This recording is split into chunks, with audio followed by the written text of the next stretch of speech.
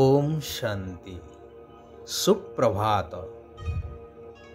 आजिर प्रभु चिंतनर आलोचना को मु समस्तंकु हृदयर सहित स्वागत जनाउछि।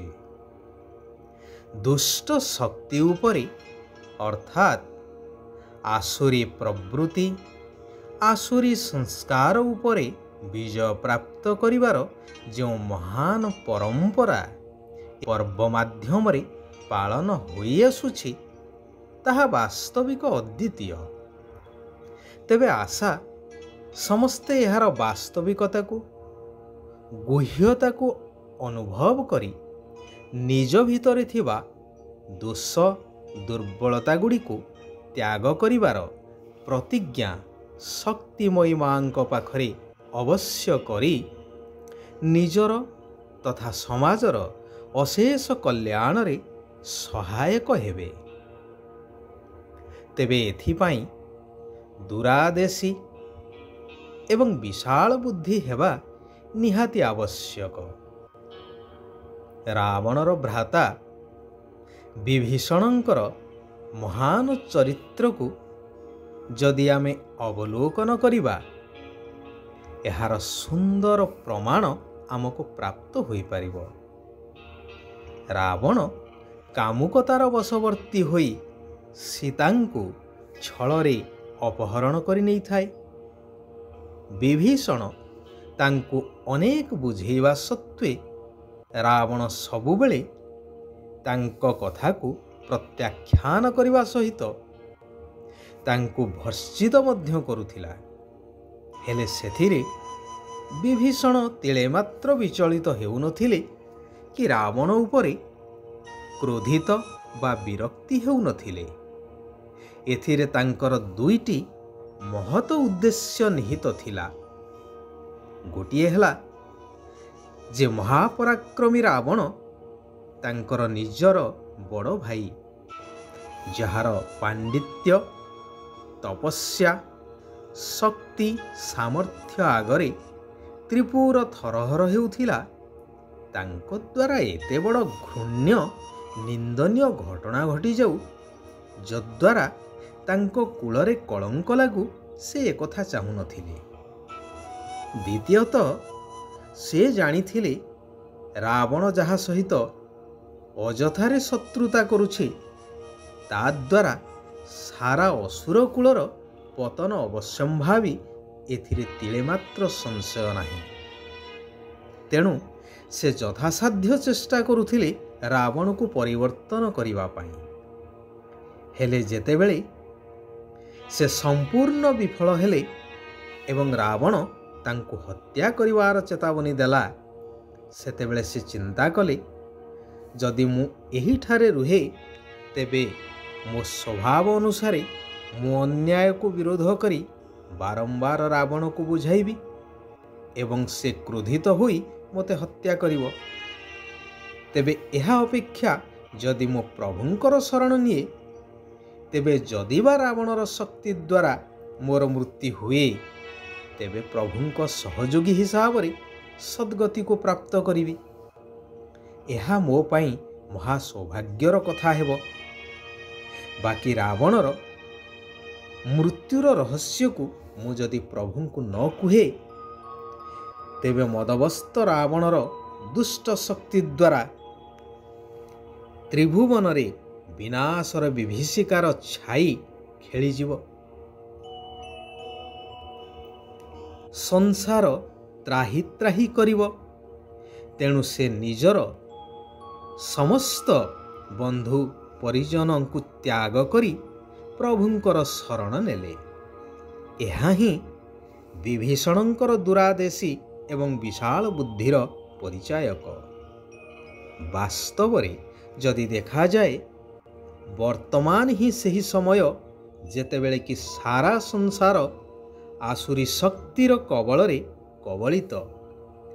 जेउ शक्ति को मनुष्य भावुची एहा आमर निजस्व बा आमर सहजात एहाकू विभीषणंक भली त्याग करिबा आवश्यक जद्वारा सारा संसार परिवर्तन होई स्वर्ग रे परिणत होई पारिबो।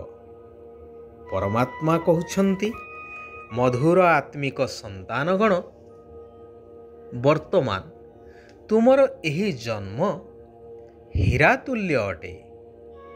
କାହିଁକି ନା ତୁମେ ମୋ ଦ୍ୱାରା ଏବେ ମୋର ସନ୍ତାନ ଅର୍ଥାତ୍ ଈଶ୍ୱରୀୟ ସନ୍ତାନ ହୋଇଛ। ସ୍ୱୟଂ ଈଶ୍ୱର ତୁମକୁ ପାଠ ପଢ଼ାଉଛନ୍ତି। ଏହାଦ୍ୱାରା ତୁମେ ଦୂରାଦେଶୀ ବିଶାଳ ବୁଦ୍ଧି ହେଉଛ। ସେଥିପାଇଁ ଯୋଗବଳ ଦ୍ୱାରା ନିଜର ବୁଦ୍ଧିକୁ ଦୂର ଦେଶ ଅର୍ଥାତ୍ ପରମଧାମରେ ରହୁଥିବା ପରମାତ୍ମାଙ୍କ ସହିତ ବୁଦ୍ଧିକୁ ଲଗେଇବା ରଖିବା ଦରକାର ଏବଂ ଏହି ଶ୍ରେଷ୍ଠ ଈଶ୍ୱରୀୟ ପାଠପଢ଼ାକୁ ବହୁତ ଧ୍ୟାନର ସହିତ ଆନ୍ତରିକତାର ସହିତ ପଢ଼ିବା ଆବଶ୍ୟକ। ମନମନା ଭବ ଅର୍ଥାତ୍ ଦୂରାଦେଶୀ ହେବା, ବିଶାଳ ବୁଦ୍ଧି ଅର୍ଥାତ୍ ସୃଷ୍ଟିର ଆଦି ମଧ୍ୟ ଆଉ ଅନ୍ତର ଜ୍ଞାନ ବୁଦ୍ଧିରେ ରଖିବା। ଏଥିପାଇଁ ପ୍ରଥମ ପାଠ ହେଉଛି ନିଜକୁ ଏହି ଦେହଠାରୁ ଅଲଗା ସୂକ୍ଷ୍ମାତି ସୂକ୍ଷ୍ମ ବିନ୍ଦୁ ଆତ୍ମା ନିଶ୍ଚୟ କରିବା, ଯାହା ଆମର ବାସ୍ତବିକ ସ୍ୱରୂପ ଅଟେ।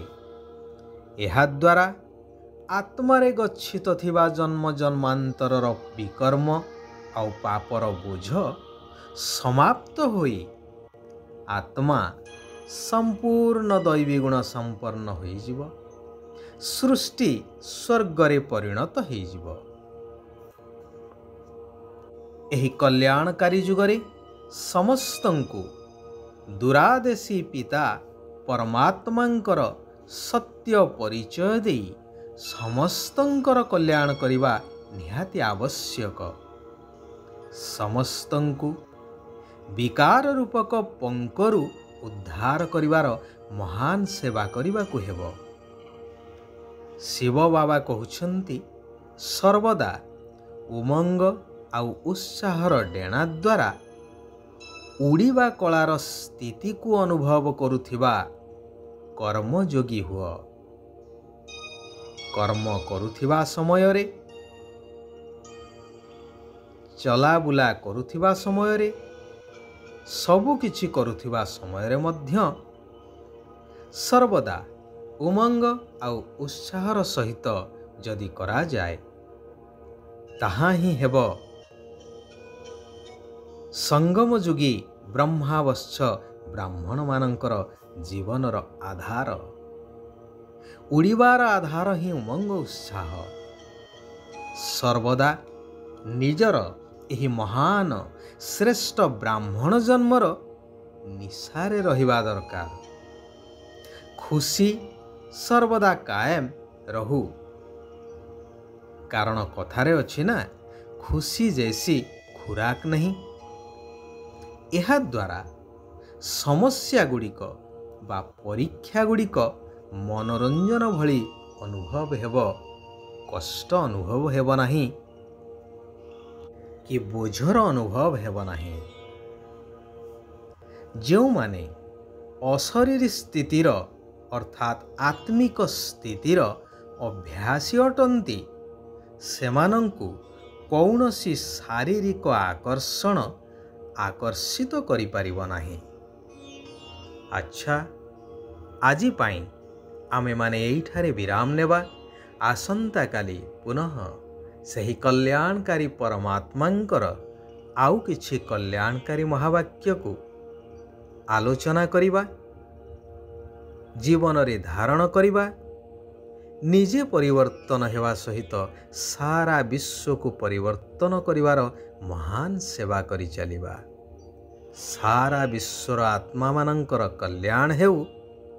ସମସ୍ତେ ସୁଖ ଆଉ ଶାନ୍ତିର ଅନୁଭବ କରନ୍ତୁ। ସାରା ବିଶ୍ୱର କଲ୍ୟାଣ ହେଉ। ବସୁଧୈବ କୁଟୁମ୍ବକମ୍। ଓମ୍ ଶାନ୍ତି, ଓମ୍ ଶାନ୍ତି, ଓମ୍ ଶାନ୍ତି।